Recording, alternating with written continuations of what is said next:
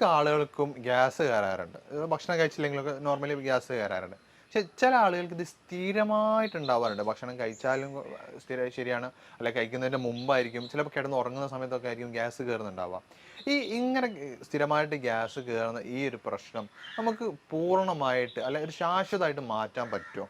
അല്ലെങ്കിൽ അത് ഈ പെട്ടെന്ന് ഈ ചില ഇപ്പോൾ പറഞ്ഞ പോലെ കിടന്നുറങ്ങുന്ന സമയത്തോ അല്ലെങ്കിൽ രാത്രിയൊക്കെ പിന്നെയുള്ള സമയത്തൊക്കെ ആണെങ്കിൽ അല്ലെ നമ്മൾ ഒറ്റയ്ക്കാണെങ്കിൽ ആവുന്ന സമയത്തൊക്കെ ആണെങ്കിൽ ഇങ്ങനെ ഗ്യാസ് കയറി ബുദ്ധിമുട്ടാണെങ്കിൽ നമുക്ക് ആ സമയത്ത് തന്നെ ഗ്യാസ് കയറുന്ന ഇൻസ്റ്റൻ്റ് ആയിട്ട് പോകാൻ വേണ്ടിയിട്ട് കയറിയ ഗ്യാസ് പെട്ടെന്ന് പുറത്തു പോകാൻ വേണ്ടിയിട്ട് എന്തൊക്കെ നമുക്ക് ചെയ്യാൻ പറ്റും? തീർച്ചയായിട്ടും നമുക്ക് നമ്മുടെ വീട്ടിനകത്ത് നിന്ന് തന്നെ ചില കോമ്പിനേഷനൊക്കെ ഉണ്ടാക്കി അടുക്കളയിൽ നിന്ന് തന്നെ നമുക്കെന്ത് ചെയ്യാം, ഗ്യാസിനുള്ള മെഡിസിൻസ് അതിന് അവൈലബിൾ ആണ്.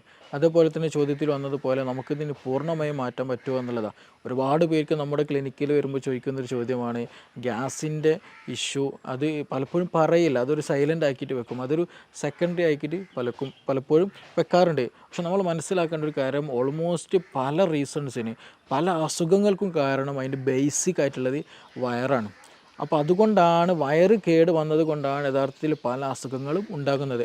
അതിൻ്റെ വയറ് കേട് വന്നതിൻ്റെ ഒരു ലക്ഷണം മാത്രമാണ് ഗ്യാസ് എന്ന് പറയുന്നത്. ഇപ്പോൾ ഒട്ടുമിക്ക കേസുകൾ ബാക്ക് പെയിൻ ഉള്ള കേസുകളുണ്ടായിരിക്കും, കോൺസ്റ്റിപ്പേഷൻ ഉള്ള കേസ് ഉണ്ടാവും, പൈൽസ് വന്ന കേസുകളുണ്ടായിരിക്കും, അൾസറേറ്റീവ് കൊളൈറ്റിസിന് കേസുകളുണ്ടായിരിക്കും, ഈവൻ ഫീവർ ഉണ്ടായിരിക്കും, ഹെഡ് ഏക്കിൻ്റെ പ്രശ്നമുള്ളവരുണ്ടായിരിക്കും, ഇടയ്ക്കിടയ്ക്ക് അലർജിക് ഇഷ്യൂസ് ഉള്ളവരുണ്ടായിരിക്കും, സ്കിൻ അലർജി ഉള്ളവർക്കുണ്ടായിരിക്കും. അപ്പോൾ ഈ ഓൾമോസ്റ്റ് എല്ലാ കേസുകളുടെയും റീസൺ ചോദിച്ചാൽ, അല്ലെങ്കിൽ ഇങ്ങനെയുള്ള കേസുകൾ വരുമ്പോൾ നമ്മൾ അവരോട് ചോദിച്ചാൽ അവർ പറയും അവർക്ക് എന്തുണ്ടായിരിക്കും, ഗ്യാസിൻ്റെ പ്രശ്നമുണ്ടായിരിക്കും, അല്ലെങ്കിൽ സ്റ്റൊമക്ക് നോർമലായിരിക്കില്ല, അബ്ഡോമൻ നോർമലായിരിക്കില്ല, ഗട്ട് ഹെൽത്ത് നോർമലായിരിക്കില്ല എന്നുള്ളത്. അപ്പോൾ നമ്മൾ ആദ്യം മനസ്സിലാക്കേണ്ടത് ഇതിൻ്റെ പിന്നിലായിട്ട് ഒരുപാട് റീസൺസ് ഉണ്ട് എന്നുള്ളതാണ്. അതായത് സ്റ്റൊമക്ക് ഹെൽത്ത് നോർമൽ അല്ല എന്നുള്ളതിൻ്റെ ഏറ്റവും ബേസിക് ആയിട്ടുള്ള ഒരു സംഗതിയാണ് ഗ്യാസ് എന്നുള്ളത്. അപ്പോൾ അത് ആദ്യം നമ്മൾ മനസ്സിലാക്കേണ്ടതുണ്ട്. പിന്നെ ചോദ്യത്തിൽ വന്നതുപോലെ ഗ്യാസ് നമുക്ക് നമ്മുടെ വീട്ടിൽ നിന്ന് തന്നെ റിമൂവ് ചെയ്യാം. ചില ആളുകൾക്ക് എന്ത് ചെയ്യും, അത് റിപ്പീറ്റഡ് ആയിട്ട് വരും, അമിതമായിട്ട് ഭക്ഷണം കഴിച്ചാലും വരും, ഭക്ഷണം കഴിച്ചില്ലെങ്കിലും വരും, ഭക്ഷണം കഴിച്ചു കൊണ്ടിരിക്കുമ്പോൾ വരും, പല സമയത്ത് വന്നിരിക്കുന്ന പല ആളുകളും പല രീതിയിലാണ് ഗ്യാസ് കാണാറുള്ളത്. അപ്പോൾ ഇത് ഗ്യാസ് എന്തുകൊണ്ട് വരുന്നോ അതിന് റീസൺ എന്താണ് എന്നുള്ളത് ആദ്യം മനസ്സിലാക്കണം. ഗ്യാസ് രണ്ട് തരത്തിലുണ്ട് പ്രധാനമായിട്ടും. ഒന്ന് ഹൈപ്പർ അസിഡിറ്റിയിൽ വരുന്നുണ്ട്, ഹൈപ്പോ അസിഡിറ്റിയിൽ വരുന്നുണ്ട്. അപ്പോൾ നമ്മൾ എപ്പോഴും നോക്കണം ഹൈപ്പർ ആണോ അല്ല ഹൈപ്പോ ആണോ എന്നുള്ളത്. ഗ്യാസ് ഹൈപ്പർ അസിഡിറ്റിയിലും വരും, ഹൈപ്പോയിലും വരും. അപ്പോൾ നമ്മളെപ്പോഴും നമ്മുടെ സ്റ്റൊമക്ക് pH അല്ലെങ്കിൽ സ്റ്റൊമക്കിൻ്റെ കണ്ടീഷൻ എപ്പോഴും ഒരു ന്യൂട്രലായിട്ടാണ് കൊണ്ടുപോകേണ്ടത്. അപ്പോൾ അത് കൂടിയാലും പ്രശ്നമാണ്, കുറഞ്ഞാലും പ്രശ്നമാണ്. ഹൈപ്പർ അസിഡിറ്റിൻ്റെ കേസ് എടുത്ത് നോക്കാം. നമ്മൾ അമിതമായിട്ട് അങ്ങനെയുള്ള കേസുകളിൽ അമിതമായിട്ട് ക്ഷീണം തോന്നും, അമിതമായിട്ട് ചിലപ്പോൾ വയറുവേദന വരും, ഛർദ്ദിക്കാൻ വരും, ആൾ പറ്റ സ്കിന്നായിട്ട് വരും, ഭയങ്കര സ്കെൽറ്റലായിരിക്കും, കൂടുതൽ തടിയൊന്നും വെക്കൂല, ഇടയ്ക്കിടയ്ക്ക് ചിലപ്പോൾ ഭക്ഷണം കഴിച്ചാൽ പെട്ടെന്ന് വയറ്റിന്ന് പോകാൻ തോന്നും. അങ്ങനെയുള്ള പല അസ്വസ്ഥതകളും ഹൈപ്പർ അസിഡിറ്റിയിൽ കണ്ടുവരാറുണ്ട്. ഈ കേസുകളിൽ ഈ ഹൈപ്പർ അസിഡിറ്റി വരാനും ഒരുപാട് കാരണങ്ങളുണ്ട്. നമ്മൾ സ്പൈസി ആയിട്ടുള്ള ഫുഡുകൾ അമിതമായി കഴിക്കുക, കൂടുതൽ അസിഡിറ്റി കൂടിയ ഫുഡുകൾ, ഉപ്പിലിട്ടതൊക്കെ എന്ത് ചെയ്യുക, അമിതമായിട്ട് കഴിക്കുക, കൂടുതൽ ഉപ്പടങ്ങിയിട്ടുള്ള ഭക്ഷണം കഴിക്കുക, പിന്നെ അതുപോലെ തന്നെ ടെൻഷൻ കൂടുതലായി ഉണ്ടാകുക, പിന്നെ അതുപോലെ എച്ച് പൈലോറിക്കിന് ഇൻഫെക്ഷൻ വരിക. അപ്പോൾ ഈ പറഞ്ഞ സാധനങ്ങളൊക്കെ ഏതെങ്കിലും ഒന്നുണ്ടെന്നുണ്ടെങ്കിൽ അത് നമ്മുടെ സ്റ്റൊമക്കിലുള്ള എപ്പിത്തീലിയൽ ലെയറിന് എന്ത് ചെയ്യും, ട്രിഗർ ചെയ്തുകൊണ്ടിരിക്കും. അവിടെയുള്ള HCl പ്രൊഡക്ഷൻ അത് എന്ത് ചെയ്യും, കൂട്ടാൻ കാരണമാകും.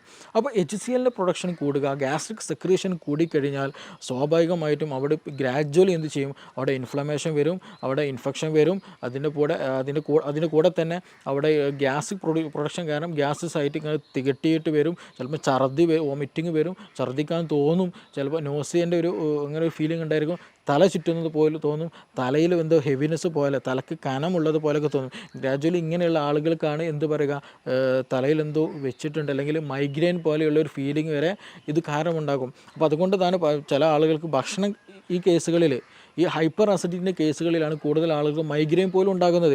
അപ്പോൾ അതിൻ്റെയൊക്കെ ബേസിക് റീസണും അല്ലെങ്കിൽ നമുക്ക് കാണാൻ കഴിയുന്നതാണ് ഈ പറയുന്ന ഗ്യാസാണ്. അപ്പോൾ എപ്പോഴും ഗ്യാസ് ഉള്ളവർ ശ്രദ്ധിക്കണം. അത് മേ ബി ഈവൻ ക്യാൻസർ വരെ നീളാൻ ചാൻസ് ഉണ്ട്. അതേപോലെ തന്നെ ഈ പറഞ്ഞ പോലെ മൈഗ്രെയിനിലേക്ക് വരാൻ നീളാനുള്ള ചാൻസ് ഉണ്ട്.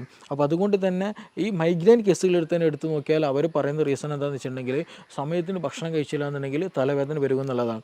അപ്പോൾ സമയത്തിന് ഭക്ഷണം കഴിച്ചില്ല എന്നുണ്ടെങ്കിൽ എന്താണ് സംഭവിക്കുന്നത്? ഹൈപ്പർ അസിഡിറ്റി വരും. ഈ ഹൈപ്പർ അസിഡിറ്റി വന്നാൽ എന്ത് ചെയ്യും? തലവേദനയിലേക്ക് നയിക്കും എന്നുള്ളതാണ്. അപ്പോൾ അത് ഗ്രാജ്വലി എന്ത് ചെയ്യും? തലവേദനയിലേക്ക് നയിക്കും ഹൈപ്പർ അസിഡിറ്റി കാരണം എന്നുള്ളതാണ്.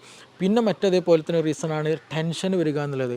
എന്തെങ്കിലും ടെൻഷനായിട്ട് എന്തെങ്കിലും ഫ്യൂച്ചറിൽ അല്ലെങ്കിൽ പാസ്റ്റ് ടെൻഷൻ എന്നുള്ള വിഷയം പറയുമ്പോൾ നമ്മൾ എപ്പോഴും ചിന്തിക്കേണ്ട ഒരു കാര്യമാണ്. ഈ വ്യക്തി എന്തായിരിക്കും, ഒന്നെങ്കിൽ ഫ്യൂച്ചറിൽ എന്തെങ്കിലും ഡ്രീം കണ്ടിട്ടായിരിക്കും നീങ്ങുക, അല്ലെങ്കിൽ പാസ്റ്റിൽ എന്തെങ്കിലും ഇഷ്യൂ ഓർത്തിട്ട് ഞാൻ അങ്ങനെ ചെയ്തുകൊണ്ടല്ലോ ഇങ്ങനെ ആയത്, അന്ന് അങ്ങനെ ചെയ്യുകയാണെങ്കിൽ ഇന്ന് ഇങ്ങനെ ആവില്ലായിരുന്നല്ലോ, അങ്ങനെയൊക്കെ ചിന്തിച്ചുകൊണ്ടിരിക്കും. ഫ്യൂച്ചറിലുള്ള ആളെങ്കിലോ എനിക്ക് 2 കൊല്ലം കഴിഞ്ഞിട്ട് ഇത് എക്സാം പാസ്സാവണം, അല്ലെങ്കിൽ വീട് വെക്കണം, മകളെ കെട്ടിക്കാനുണ്ട്, കടം കൊടുക്കാനുണ്ട്. ഇപ്പോഴൊന്നല്ലേ, 2 വർഷം 5 വർഷം 10 വർഷം ശേഷമായിരിക്കും. പക്ഷെ ആ ഒരു ചിന്തയിലായിരിക്കും എല്ലാ വർക്കുകളും. ഈവൻ ഉറങ്ങാൻ പോകുമ്പോഴും ഉണർന്നെണീക്കുമ്പോഴും ആ മൈൻഡ് സെറ്റിലായിരിക്കും. അപ്പോൾ അത് ഗ്രാജ്വലി എന്ത് ചെയ്യും? ടെൻഷനായിക്ക് മാറി പിന്നീട് എന്ത് ചെയ്യും? നമ്മുടെ വയറ്റിലുള്ള ഗ്യാസ്ട്രിക് സെക്രീഷൻ വല്ലാണ്ട് കൂട്ടിക്കളയും. ഞാൻ നേരത്തെ പറഞ്ഞതുപോലെ തന്നെ എന്ത് ചെയ്യും? നമ്മുടെ HCl ഒക്കെ പ്രൊഡക്ഷന് കൂട്ടിക്കളയും. അപ്പോൾ കൂടുതലായിട്ട് സ്റ്റൊമക്ക് സെക്രീഷൻസ് കൂടിക്കഴിഞ്ഞാൽ, HCl പ്രൊഡക്ഷൻ കൂടിക്കഴിഞ്ഞാൽ എന്ത് ചെയ്യും? ഇൻഫെക്ഷൻ വരും, ഇൻഫെക്ഷൻ വരും, മറ്റു പല അസ്വസ്ഥതകളുണ്ടാവും. നേരത്തെ പറഞ്ഞതുപോലെ അതും എന്ത് ചെയ്യും? ടെൻഷൻ കൂടുന്നതും മൈഗ്രെയിനിലേക്ക് നയിക്കുമെന്നുള്ളതാണ്. അതേപോലെ തന്നെയാണ് ഉറക്കം കുറഞ്ഞു കഴിഞ്ഞാലും ഇതുപോലെ നമ്മുടെ ഗ്യാസ്ട്രിക്കിൻ്റെ സെക്രീഷൻസ് കൂടും, നമ്മുടെ ബോഡി വളരെ തിന്നാക്കും, ഡൈജഷനെ അത് ബാധിക്കുന്നുണ്ട്. അപ്പോൾ ഉറക്കം കുറഞ്ഞു കഴിഞ്ഞാലും നേരത്തെ പറഞ്ഞതേപോലെ തന്നെ എന്താണ് ഈ മൈഗ്രെയിൻ്റെ ഇഷ്യൂ കാണാറുണ്ട്. അപ്പോൾ ഇതിൻ്റെയൊക്കെ ഈ ഗ്യാസ്ട്രിക് സെക്രീഷൻ കൂടുന്ന കണ്ടീഷനാണ് ഈ പറഞ്ഞിട്ടുള്ള ഫുഡ്, സ്പൈസി ആയിട്ടുള്ള ഫുഡ്, കൂടുതൽ അസിഡിറ്റി കൂടിയിട്ടുള്ള ഉപ്പിലിട്ടത് കഴിക്കുന്നത്, അതേപോലെ ടെൻഷൻ വരുന്നത്, അതേപോലെ H. പൈലോറിക്കിൻ്റെ ഇൻഫെക്ഷൻ വരുന്ന കണ്ടീഷനുകളൊക്കെ അതിൽ വരുന്ന കാറ്റഗറിയാണ് ഹൈപ്പർ അസിഡിറ്റി എന്നുള്ള കാറ്റഗറി. അപ്പോൾ ഇങ്ങനെയുള്ള കേസുകൾ നമുക്ക് നോർമലി ആയിട്ടുണ്ടെങ്കിൽ നമുക്ക് എന്ത് ചെയ്യാന്ന് വെച്ചാൽ, ഒന്ന് സിമ്പിളായിട്ട് ചെയ്യാൻ പറ്റാവുന്ന ഒന്നാണ് ഈ ലെമൺ ടീ കുടിക്കുക എന്നുള്ളത്. നല്ല ഇഷ്യൂസ് ഉണ്ടെങ്കിൽ, ഇപ്പോൾ നിങ്ങൾക്ക് മൈഗ്രെയിൻ്റെ ഇഷ്യൂ ഉണ്ട്, ഗ്യാസ്ട്രിക്കിന് ഭയങ്കര അസ്വസ്ഥത, ഛർദ്ദിക്കാൻ തോന്നുന്നു, അല്ലെങ്കിൽ ഒരു അസ്വസ്ഥത ഫീൽ ചെയ്യുന്നുണ്ടല്ലോ, ആ ഒരു സമയത്ത് തന്നെ ഒരു ഗ്ലാസ്സിൽ ഒരു എന്താ ചെയ്യുക, ചെറിയ രൂപത്തിൽ ഒരു നാരങ്ങ കംപ്ലീറ്റ് നീരെടുത്തിട്ട് തന്നെ ഒരു ലെമൺ ടീ ഉണ്ടാക്കി കുടിച്ചാൽ വളരെ നല്ല റിസൾട്ടാണ്. ആ വോമിറ്റിംഗ് ടെൻഡൻസി, അതുപോലെ തലക്കൊരു കറക്കം, ഒരു തല ചുറ്റുന്നത് പോലെ ഫീൽ ചെയ്യുക, അതൊക്കെ ഒരു വിത്തിൻ മിനിറ്റ്സിനുള്ളിൽ തന്നെ നമുക്ക് ക്യൂറായിട്ട് നമുക്ക് കൊണ്ടുപോകാം. പക്ഷെ അത് ആ സമയത്ത് കറക്റ്റ് ടൈമിൽ തന്നെ ചെയ്യണം. ഈവൻ നല്ല ഇഷ്യൂവിലേക്ക് എത്തിക്കഴിഞ്ഞ് കഴിഞ്ഞാൽ അത്ര റിസൾട്ട് ഉണ്ടാകണമെന്നില്ല. അപ്പോൾ ആ ഒരു സമയത്ത് തന്നെ, അസ്വസ്ഥത തുടങ്ങുന്ന സമയത്ത് തന്നെ ചെയ്യുക. അതേപോലെ സമയത്തിന് ഫുഡ് കഴിക്കുക, ഹൈപ്പർ അസിഡിറ്റി വരാതെ നമ്മൾ പരമാവധി ശ്രദ്ധിക്കുക എന്നുള്ളതാണ്. പിന്നെ ഇത് ഹൈപ്പർ അസിഡിറ്റിയുടെ കേസിലാണ്. മറ്റൊരു കേസുണ്ട്, രണ്ടാമത് ഹൈപ്പോ അസിഡിറ്റി എന്നുള്ളതാണ്. ഈ ഹൈപ്പോ അസിഡിറ്റിയുടെ കേസിൽ സിമ്പിളായിട്ട് പറഞ്ഞാൽ ഇങ്ങനെ തിരിച്ചറിയാമെന്ന് ചോദിച്ചാൽ, ചില ആളുകൾ ഭക്ഷണം കഴിച്ചു കഴിഞ്ഞാൽ ഒരു ഖനം പോലെ ഉണ്ടാകും, വയറെന്തോ ഫില്ല് കഴിഞ്ഞ പോലെ. രാവിലെ ഭക്ഷണം കഴിച്ചതായിരിക്കും, വൈകുന്നേരമായിട്ട് പോലും വിശപ്പില്ല, അല്ലെങ്കിൽ ദാഹമില്ല, അങ്ങനെ ഒരു ഫീലിങ്ങേ പോലും തോന്നുന്നില്ല എന്നുള്ളതാണ്. അതേപോലെ തന്നെ ഇവർക്ക് ഉണ്ടാകും വയറ്റിന് ശരിയായ രീതിയിൽ ശോധന ഉണ്ടാകില്ല. അപ്പോൾ ഇങ്ങനെയുള്ള കേസുകൾ എന്താണെന്ന് വെച്ചാൽ, ഒരുപാട് സമയം എന്ത് ചെയ്യും, നമ്മൾ കഴിക്കുന്ന ഭക്ഷണങ്ങൾ ഇങ്ങനെ കെട്ടിക്കിടക്കും, വയറ് ശരിക്കും ദഹിക്കാണ്ട്. കാരണം എന്താണ്, ദഹിക്കണമെന്നുണ്ടെങ്കിൽ ഗ്യാസ്ട്രിക് സെക്രീഷന് ഒരു നോർമൽ ലെവലെങ്കിലും വേണം. അപ്പോൾ ആ നോർമൽ ലെവൽ പോലും ഇല്ലാണ്ട് കുറഞ്ഞ അളവിലാണ്, വേണ്ടതൊന്നും ഇല്ല ദഹിക്കാൻ. അപ്പോൾ അങ്ങനെ വരുമ്പോൾ എന്ത് ചെയ്യും, വയറ്റിൽ ഈ നമ്മൾ കഴിച്ച ഭക്ഷണ പദാർത്ഥങ്ങൾ അവിടെ നിന്നിട്ട് അവിടെ എന്ത് ചെയ്യും, ബാക്ടീരിയൻ്റെ ഗ്രോത്ത് നടക്കും, അങ്ങനെ ബാഡ് സ്മെല്ലുള്ള കീഴ്വാഴ് പ്രൊഡ്യൂസ് ചെയ്യും. പിന്നെ ഇതുപോലെ ശോധന ശരിക്കും ലഭിക്കില്ല, ചിലപ്പോൾ വയറുവേദന ഉണ്ടാകും, വയറ് വീർത്ത പോലൊരു ഫീലിംഗ് ഉണ്ടാകും, വിശപ്പുണ്ടാകില്ല. ഇങ്ങനെയുള്ളവർക്ക് എന്ത് ചെയ്യും, ഓക്കാനം പോലെയുള്ള അസ്വസ്ഥതകൾ ഉണ്ടാകാറുണ്ട്.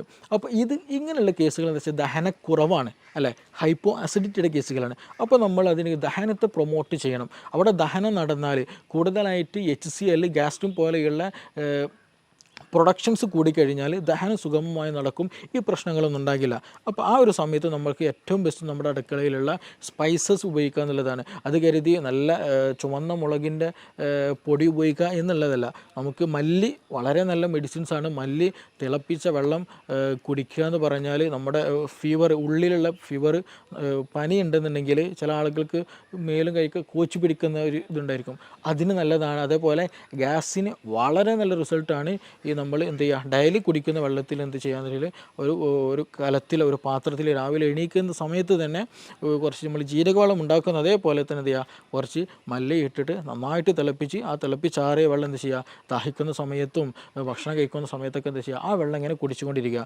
അത് ഗ്യാസ് നന്നാവാനും നന്നായിട്ട് പുറന്തള്ളാനും ദഹനം നന്നാകാനും ശോധനം കിട്ടാനൊക്കെ വളരെ വളരെ നല്ല ബെസ്റ്റ് റിസൾട്ട് ഉള്ളതാണ് ഈ മല്ലി, കൊത്തമ്പാലി അല്ലെങ്കിൽ ക്യുമിൻ എന്നുള്ള ആ സംഗതി. അപ്പോൾ അതെന്ത് ചെയ്യുക, വളരെയധികം നല്ല ബെനിഫിഷ്യലാണ്. പിന്നെ അതേപോലെ തന്നെ നമുക്ക് ചെയ്യാൻ പറ്റുന്നതാണ്, വീട്ടിൽ നിന്ന് ചെയ്യാൻ പറ്റാവുന്ന കാര്യമാണ് വെളുത്തുള്ളി കഴിക്കുക എന്നുള്ളത്. വെളുത്തുള്ളി ചുട്ട് കഴിക്കുന്നത്, പച്ചക്ക് കഴിക്കുന്നു പ്രശ്നമില്ല, അങ്ങനെയും ചില കഴിക്കാം. പക്ഷേ ഇതേ വെളുത്തുള്ളി എന്ത് ചെയ്യാണ്, ഹൈപ്പർ അസിഡിറ്റി ഉള്ളവർ ഉപയോഗിച്ചാൽ അവർക്ക് അസ്വസ്ഥത കൂടും, അവർക്ക് പല അസ്വസ്ഥതകളും ബുദ്ധിമുട്ടുകളും അവർക്ക് എന്ത് ചെയ്യും, ഫീൽ ചെയ്യാനുള്ള സാധ്യത വളരെ വളരെ കൂടുതലാണ്. അപ്പോൾ ഹൈപ്പോ അസിഡിറ്റിൻ്റെ കേസിലാണെങ്കിൽ മാത്രമാണ് ഈ വെളുത്തുള്ളി കൂടുതൽ എഫക്റ്റീവായിട്ട് ഫീൽ ചെയ്യുകയുള്ളൂ, ദഹനം കൂടുതൽ പ്രൊമോട്ട് ചെയ്യുകയുള്ളൂ.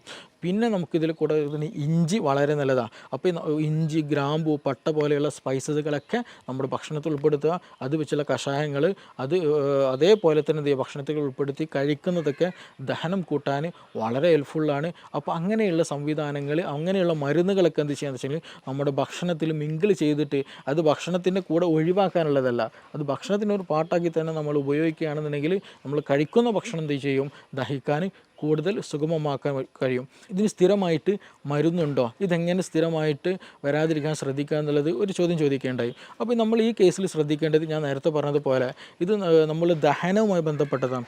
അപ്പോൾ ഇതൊരു ലൈഫ് സ്റ്റൈൽ ഡിസീസാണ്. നമ്മൾ തോന്നിയ സമയത്ത് ഉറങ്ങുക, അതുപോലെ ജീവിക്കുക, തോന്നിയത് തിന്നുക എന്നുള്ള ഒരു കൺസെപ്റ്റ് നമുക്കിവിടെ ഒരിക്കലും പോസിബിൾ അല്ല ഈ ഹൈപ്പോ അസിഡിറ്റി ഉള്ളവർ.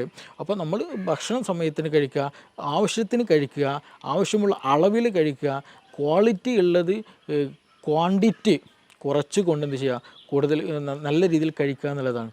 കഴിക്കുന്നത് നല്ല ക്വാളിറ്റി ഉള്ളതാകണം. ഒരുപാട് ചോറ് കഴിക്കുക എന്നുള്ളൊരു ടെൻഡൻസി ഒരിക്കലും പാടില്ല, അത് നമുക്ക് കൂടുതൽ ബുദ്ധിമുട്ടുകൾ ഉണ്ടാക്കുക എന്നുള്ളൂ. അപ്പോൾ ചെറിയ രൂപത്തിൽ അത്യാവശ്യം നല്ല രീതിയിലുള്ള സാധനങ്ങൾ മാത്രം കഴിക്കുക, സമയത്തിന് കഴിക്കുക, അമിതമാകാതിരിക്കുക.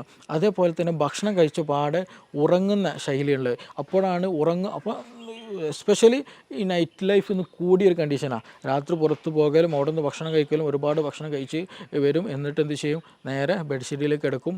രാത്രി സുപ്രഭാതത്തിലായിരിക്കും പെട്ടെന്ന് നെഞ്ഞുവേദന അല്ലെങ്കിൽ ഹാർട്ട് പെയിൻ, അതും ഈ നെഞ്ചരിച്ചിൽ എന്ന് പറയുന്ന ഗ്യാസിൻ്റെ ഒരു പെയിൻ, നമുക്ക് ഗ്യാസിൻ്റെ ഈ പെയിന് വരിക എന്ന് പറഞ്ഞിട്ടുണ്ടെങ്കിൽ നമ്മുടെ ഹാർട്ടിരിക്കുന്ന ഭാഗം ഉണ്ടല്ലോ, അവിടെ നിന്ന് തന്നെയാണ് ആ ഒരു പെയിന്, വേദന ഫീൽ ചെയ്യുക, തുടങ്ങുക അവിടെ നിന്ന് തന്നെയാണ്. അപ്പോൾ അതുകൊണ്ട് തന്നെ നമുക്ക് കൺഫ്യൂഷൻ ആയിരിക്കും, അപ്പോൾ ഇത് എന്താണ്, ഹാർട്ട് അറ്റാക്ക് ആണോ, ഹാർട്ടിൻ്റെ ഇഷ്യൂ ആണെന്നുള്ളത്. നമ്മൾ ഉടൻ തന്നെ ഹോസ്പിറ്റലിൽ പോകും, ടെസ്റ്റുകളൊക്കെ നടത്തും, നോർമലായിരിക്കും, ഗ്യാസിന് പ്രശ്നമായിരിക്കും. ഇങ്ങനെ കൂടുതലായിട്ട് ഇന്ന് രാത്രികളിൽ ഹോസ്പിറ്റലുകൾ വരവ് കൂടുതലാണ്. എന്താണ് ഇതിന് റീസൺ എന്ന് ചോദിച്ചാൽ നൈറ്റ് ലൈഫാണ്. കൂടുതലായിട്ട് രാത്രിയിൽ അമിത ഭക്ഷണം കഴിക്കും, ഭക്ഷണം കഴിച്ചിട്ട് അതേപോലെ വന്നിട്ട് ബെഡിൽ കിടക്കും എന്നുള്ളതാണ്. ഇവർക്ക് ഛർദ്ദിക്കാൻ വരും, പുളിച്ചത് കെട്ടൽ വരും, പിന്നെ അങ്ങനെയുള്ള പല അസ്വസ്ഥതകളും ഇവർക്കുണ്ടായിരിക്കും. അപ്പോൾ അത് വരാനുള്ള റീസൺ എന്താണെന്ന് വെച്ചാൽ നമ്മളെ ഭക്ഷണം ഫില്ലായി കഴിഞ്ഞിട്ട് എന്ത് ചെയ്യും, ബെഡിൽ വന്ന് കിടക്കുന്ന സമയത്ത് ഈ ഗ്യാസ്ട്രിക്കിലുള്ള കണ്ടൻറ്റുകൾ എന്ത് ചെയ്യും, വീണ്ടും റിഗർജിറ്റേഷൻ വരും. നമ്മുടെ ഈസോഫാഗസ്, അതായത് അന്നനാളത്തിലേക്ക് തന്നെ എന്ത് ചെയ്യും, മുകളിലേക്ക് തന്നെ വീണ്ടും റിട്ടേൺ അടിക്കാൻ തുടങ്ങും. അങ്ങനെ റിട്ടേൺ അടിക്കുമ്പോഴാണ് നമുക്കൊരു പുളിരസം തോന്നുക, ഛർദ്ദിക്കാൻ തോന്നുക, അങ്ങനെയുള്ള പല അസ്വസ്ഥതകളും തോന്നുക. അപ്പോൾ അങ്ങനെ അസ്വസ്ഥതകളുള്ളവർ, അങ്ങനെ അസ്വസ്ഥത ഉള്ളവർക്കാണ് കൂടുതലായിട്ട് ഈ പറഞ്ഞതുപോലെ രാത്രി ഫുഡ് അമിതമായിട്ട് കഴിച്ചിട്ട് എന്ത് ചെയ്യും, വന്ന് കിടക്കുന്നവർക്കാണ് ഈ പറഞ്ഞുള്ള രാത്രിയിലുള്ള അസ്വസ്ഥതകൾ കൂടുതലായിട്ട് കാണുന്നത്. ഇനി മറ്റൊരു ചോദ്യം ചോദിച്ചതുപോലെ തന്നെ ഇത് ലൈഫ് സ്റ്റൈലൊക്കെ നോർമലാണ്, വേറെ പ്രശ്നങ്ങളൊന്നുമില്ല, കറക്റ്റ് ഭക്ഷണം കഴിക്കുന്നുണ്ട്, പക്ഷേ എന്നിട്ട് പോലും എന്ത് ഗ്യാസിന് അസ്വസ്ഥതകളുണ്ട്, ഛർദ്ദിക്കാൻ വരുന്നുണ്ട്, ചില സമയത്ത് അൾസറിൻ്റെ ഇഷ്യൂസ്, ഇടയ്ക്കിടയ്ക്ക് വായിലും മുറിവൊക്കെ വരുന്നുണ്ട്. തീർച്ചയായിട്ടും അതൊരു ഇൻഫെക്റ്റീവ് കണ്ടീഷനാണ്. എച്ച് പൈലോറിക്കിൻ്റെ പ്രസൻസ് കാരണമായിട്ട്, എച്ച് പൈലോറി ഓൾമോസ്റ്റ് എല്ലാ ആളുകളിലും കണ്ടുവരുന്ന ഒരു ബാക്ടീരിയയാണ് ബാക്ടീരിയം പൈലോറി എന്ന് പറയുന്നത്. എച്ച് പൈലോറിക് എന്നുള്ള ഈ ബാക്ടീരിയ എന്താണ്, ആക്റ്റീവായിട്ടുണ്ടായിരിക്കും, ഈ സ്റ്റൊമക്കിൽ ആക്റ്റീവായിട്ടുണ്ടായിരിക്കും. സ്റ്റൊമക്കിനൊരു പ്രത്യേകതയുണ്ട്, നമ്മുടെ ഒരു എപ്പിത്തിലെ ലെയറുണ്ട്, നമ്മൾ ടൈറ്റ് ജംഗ്ഷൻ എന്ന് വെച്ചിട്ടുണ്ടെങ്കിൽ ഒരു സെല്ല് അടുത്ത സെല്ലും കൂടി ഭയങ്കര ടൈറ്റഡാണ്, അതിൻ്റെ ഇടയിൽ ഗ്യാപ്പില്ല. അങ്ങനെ ടൈറ്റായിട്ട് ഇങ്ങനെ നിരയായിട്ട് വെച്ച ഒരു ലെയറാണ് എപ്പിത്തിലെ ലെയർ. അതിന് നേരെ മുകളിലാണ് മ്യൂക്കസ് എന്നുള്ള ഒരു വഴുവഴുത്ത ഒരു കൊഴുപ്പ് ഉണ്ടായിരിക്കും.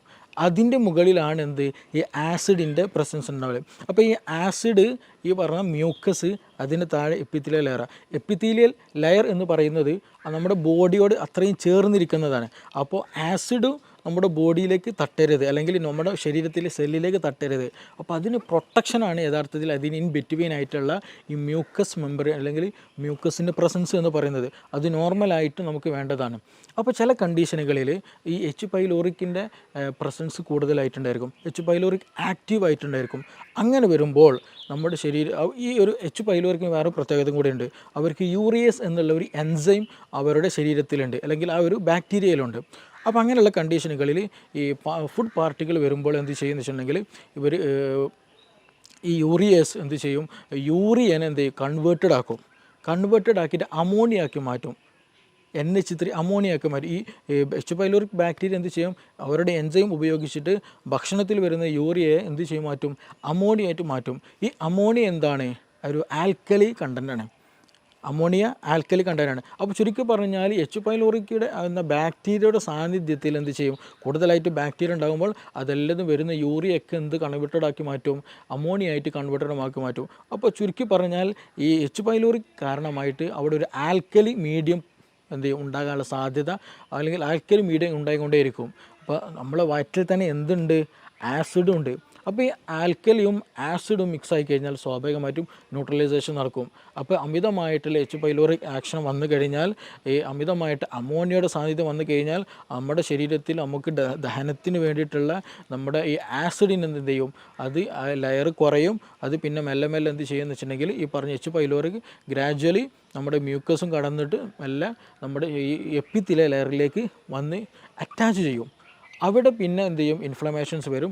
ആ ഇൻഫ്ലമേഷൻസ് ഗ്രാജ്വലി ഈ പറഞ്ഞ പോലെ അൾസറിലേക്ക് മറ്റു പല പ്രശ്നങ്ങളിലേക്ക് വരും. അപ്പോൾ ചുരുക്കി പറഞ്ഞാൽ ഈ ഒരു സമയത്ത് തന്നെ മീൻസ് ഞാൻ നേരത്തെ പറയുകയുണ്ടായി, ഇതെന്ത് ചെയ്യും, ഈ ആൽക്കലി മീഡിയം ഈ എച്ച് പൈലോറിക് ഉണ്ടാക്കുമ്പോൾ സ്വാഭാവികമായിട്ടും എന്ത് ചെയ്യും, നമ്മുടെ ശരീരം കൂടുതലായിട്ട് ആസിഡ് പ്രൊഡക്ഷൻ നടക്കും. ഹൈപ്പർ അസിഡിറ്റി ആ സമയത്ത് ഉണ്ടാകാനുള്ള സാധ്യതയുണ്ട്.